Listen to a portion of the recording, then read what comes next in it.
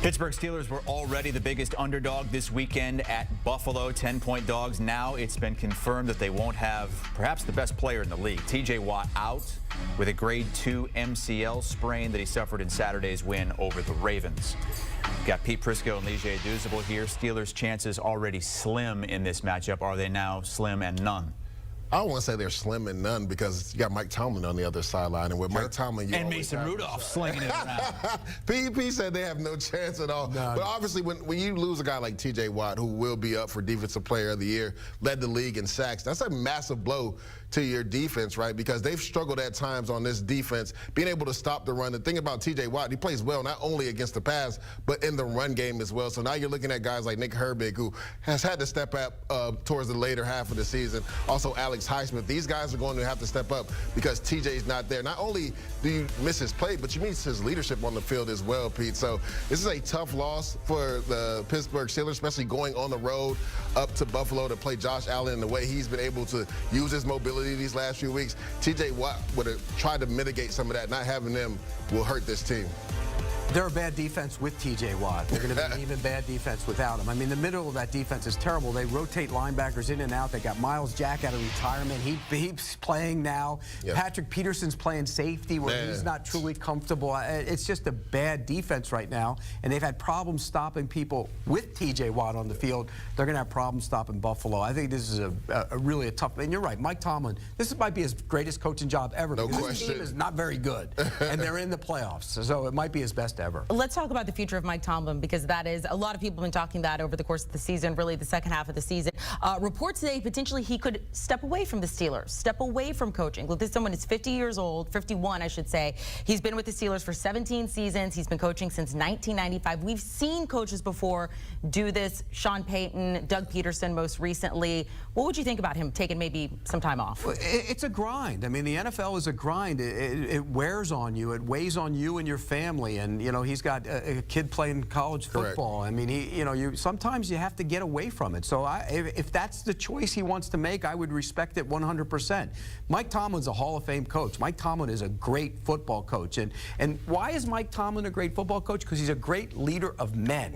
It's not the X's and O's. It's not what he does, because he's almost too loyal. He's been too loyal to his assistants over the years. It's him being a leader of men, how to motivate those guys, that makes Mike Tomlin a great coach. He's a Hall of Fame coach. If he walks away, nothing but the utmost respect for a guy who makes that kind of decision. Yeah, he's earned the right to do whatever he wants to do, and I thought it was ridiculous when fans were saying that he should be fired. I mean, this guy's never had a losing record. Like, I don't think Steeler fans understand what it's like to be on another franchise when you constantly lose year after year.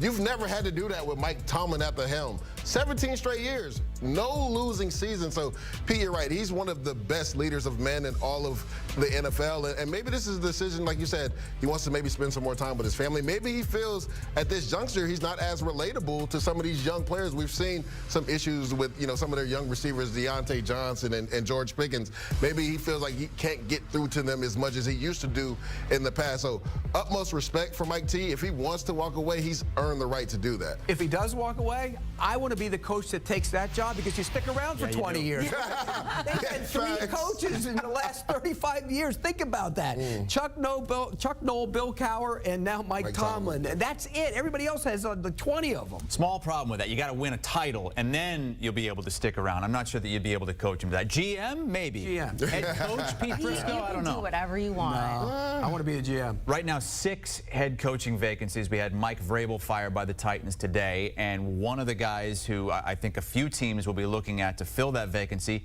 Jim Harbaugh, who won the national championship last night for Michigan. He was asked about his future. Turner should be the Rookie of the Year. He should. I've been saying this. He's going to get my vote. Yeah.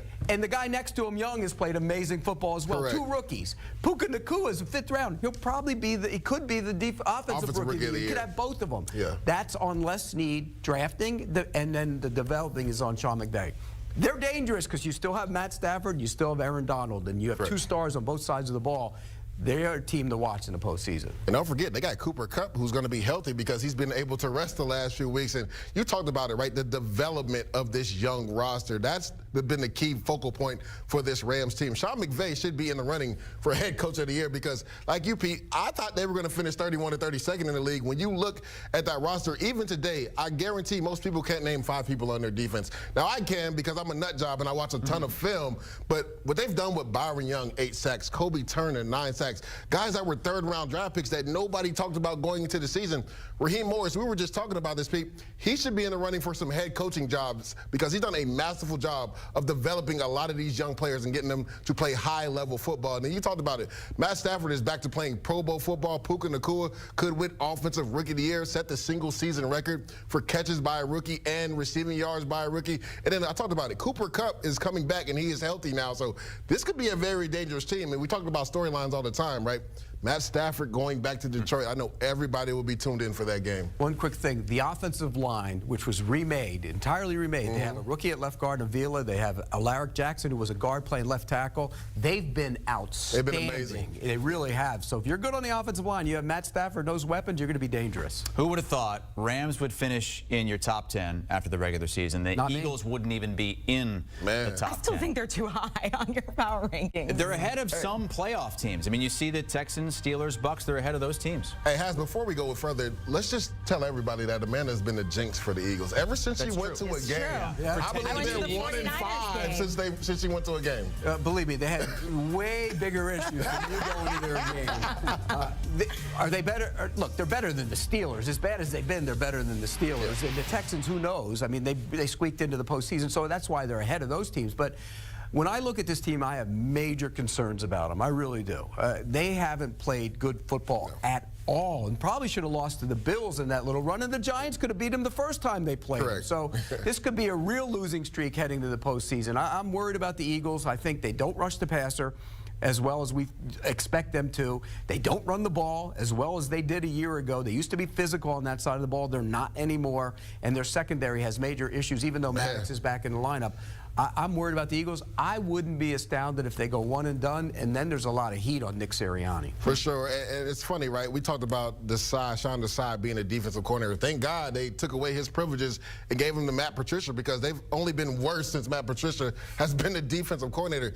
You talked about the trenches. What really irks me about this team is on the defensive line, right? Some of your best pass rusher, Matt Patricia is dropping them in coverage, right? They do a good job of getting after the passer. We saw so many coverage busts from these edge guys and Hassan Reddick and Josh Sweat because they're dropping in coverage and they're being in positions that they're not used to being in. These guys go forward. They go get the quarterback, and Matt Patricia is taking his strength, and he's made it a weakness on his team.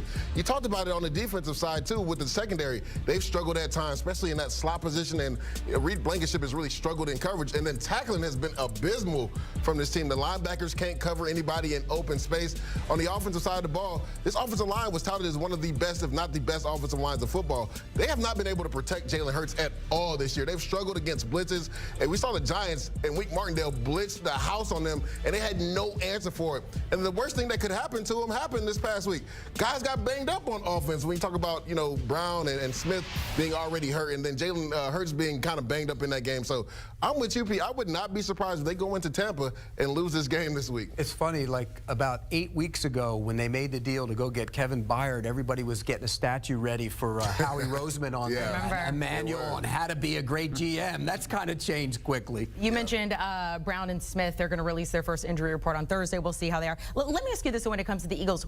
What happened? Because I'm looking at the schedule. They beat the Bucks, they beat the Rams, they beat the Dolphins, they beat the Chiefs, they beat the Cowboys. They were 10-1 going into Week 13, and then everything fell apart. Well, to me, they were winning ugly games. They were squeaking out. They were squeaking by. So that is the thing is, when you play on the edge like that, eventually you're going to fall off the edge, and that's exactly what's happening to the Eagles right now. Your talent alone was able to squeak you through some games, but when you get to late November and December and teams are starting to hit their stride, Pete, you got to execute at a high level or you will lose games, and that's what's happening to the Eagles right now. And the quarterback hasn't played very well. I mean, he hasn't played to the expectations of a year ago, and he was banged up a little bit, and that showed up in the way they called called their run game. I just think it's a combination of everything, and it's really going to play out in the postseason because I don't think they can make a run. Texans still sitting behind the Eagles there, and you said, look, this is still, we don't know exactly what to expect from the Texans because you have a rookie quarterback, you have a new head coach, I mean, that have made history getting to this point right now, though.